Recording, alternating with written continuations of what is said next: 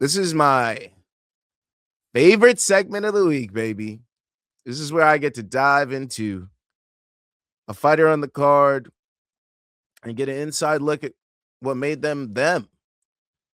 And this week's fighter spotlight goes to the Joker, baby. We're talking about Wang Cong. Wang Cong absolutely deserves to be my fighter spotlight of the week. Now let's talk about her. Wang the Joker Kong is a Chinese mixed martial artist, boxer, and Sanda kickboxer. Currently competing in the women's flyweight division of the UFC. We just watched UFC Fight Night Vegas 113, and we got to watch her compete. All right. She trains at a Team Alpha Male. She's been training since 2014, but I believe she really joined the gym maybe 2022, but let's say 2014. All right. In California. Okay. She fights at a Liaoning Province, China. She was the Kunlun Fight Women's Lightweight Champion, as well as the Kunlun Fight 2018 Legend of Mulan Tournament winner. She's ranked number 12 in the UFC Flyweight division. She should rise after this bout, regardless of the fact that her opponent might have been ranked below her. Yes, Eduardo Mora was 13 and Wang Cong was 12. She should be moving up. I would like to see her as a top 10er. I think she's done more recently than Casey O'Neill, so I'd like to see her above Casey O'Neill. No offense to Casey O'Neill.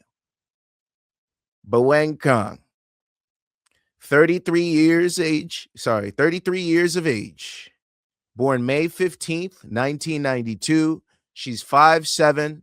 She's a women's flyweight, 66.5-inch reach, fighting orthodox. She's 8-1, 2 KOs, 2 submission victories. I believe she's 9-1 now after that win. Let me double check that. 9-1 after the win over the weekend. Okay. Now, Cong was born in Dalian, China's Liaoning Province, a region known for producing high-level athletes across multiple Olympic sports. So you can see the expectations put on her from a very young age. Very young age. Just the area that she was born in. Everybody around you is training from being young to become an Olympic sport athlete, to become a champion in something, to become the best at something. Reminds me of One Piece a little bit. But her early pathway appears to have run through structured Chinese wushu systems, where the progression is measured by tournaments, selection, and repeatable performances under pressure rather than showmanship. This is a big point. Okay. Her background shapes how fighters handle nerves, pace, and scoring, even through rule sets.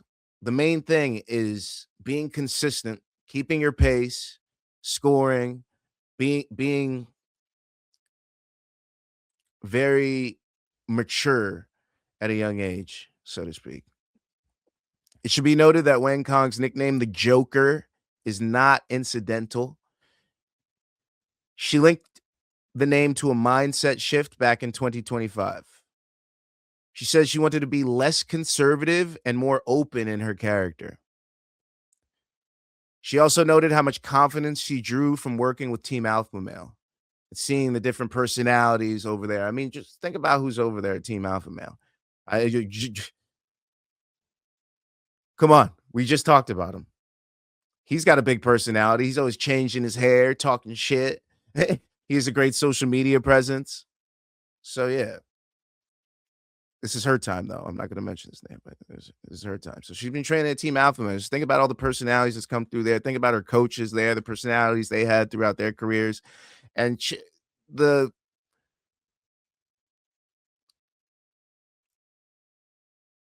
environment that she was brought up in didn't foster having a specific personality or having outlandish, personas. It was all about winning. It's all about being the best. It's all about making a name for yourself. So the honorable way, so to speak.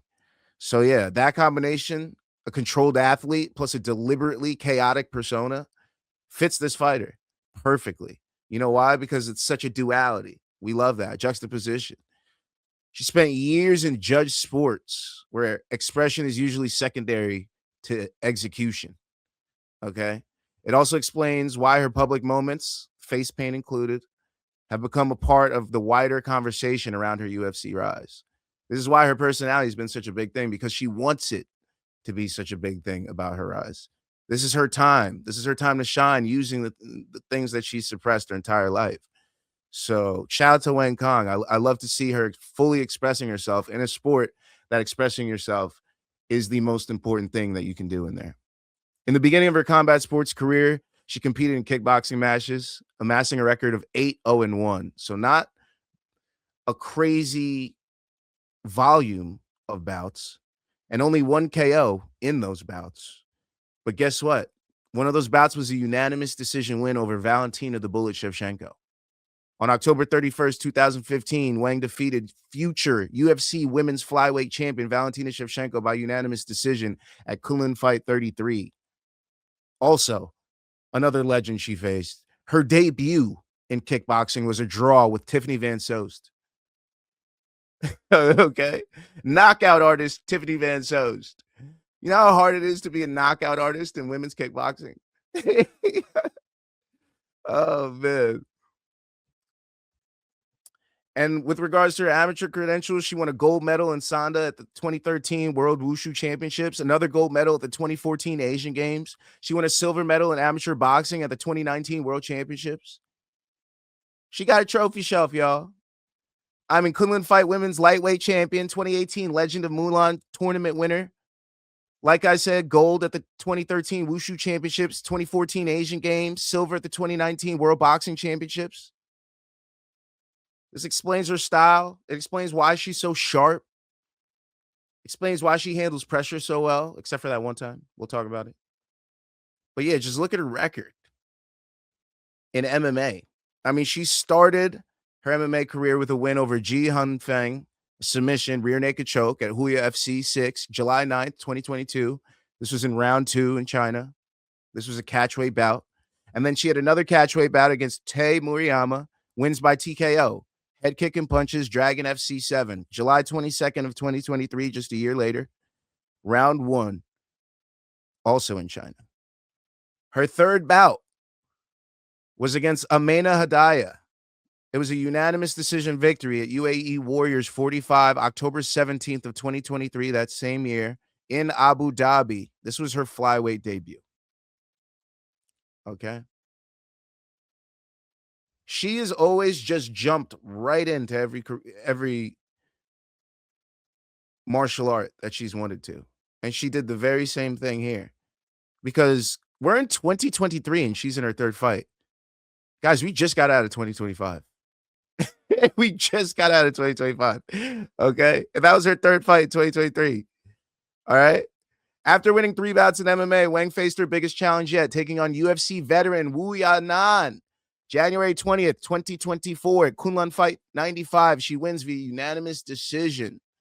Then she faced Paula Luna May 18th, 2024 at Road to UFC Season 3, Episode 2. Guess what happens? It's the reason we see Wang Cong now. She submits her opponent round 1, 3 minutes and 4 seconds in Shanghai, China. And she is now a UFC fighter. Shout out to Wang Cong and shout out to those performers. She only needed 5 fights to get her way into the UFC. And then the performance that won her into our hearts. Victoria Leonardo knocks her out with punches, round 1. I believe this is if this isn't the face paint fight, then the Gabriela Fernandez is the face paint fight. But she earns herself a performance of the night bonus in August 24th of 2024. Round 1, Las Vegas. UFC on ESPN, Cannonier versus Bohalio. Okay. And then she was cemented in our hearts forever. We loved her personality. We loved that she had a damage-heavy fight style. We loved everything about it. Okay. Wang Cong was officially on the map after that. And then she had the very first slip of her career. The very first. Tough. Tough. She takes a hellacious L at UFC Fight Night, Yan versus Figueiredo against Gabriela Fernandez, in which she nearly gets knocked out and then gets submitted with a rear naked choke. This was November 23rd, 2024 in Macau, China. Ouchies. But she builds herself back up and comes back just 3 months later at UFC 312, February 9th, 2025 in Sydney, Australia. Gets a 3-round decision victory over Bruna Brazil, and then comes back with another decision victory over Ariane De Silva at UFC 316, June 7, 2025 in Newark, New Jersey. This was a catchweight bout because De Silva missed weight. Okay. Which brings us to Saturday. Coming in as a near minus 200 favorite against Eduarda Moura. She nearly puts her away multiple times, has her cut, has her bloodied, nearly submits her in round 3 multiple times as well. And another fantastic performance out of Wang Cong, proving she's got heavy hands, proving she's here to cause damage and try to finish fights. Wang Cong goes 5-1 in the UFC and gets another decision victory against an up-and-comer in Eduarda Moura. And that is why Wang Cong absolutely deserves to be my fighter spotlight of the week. Shout out to Wang Cong. Shout out to her getting a fantastic decision performance. I know we got to finish coming in her next one because she tasted that blood and you could see how bad she wanted it. So shout out to Wang Cong. You absolutely deserved it. Appreciate you. Hope you guys enjoyed this fighter spotlight.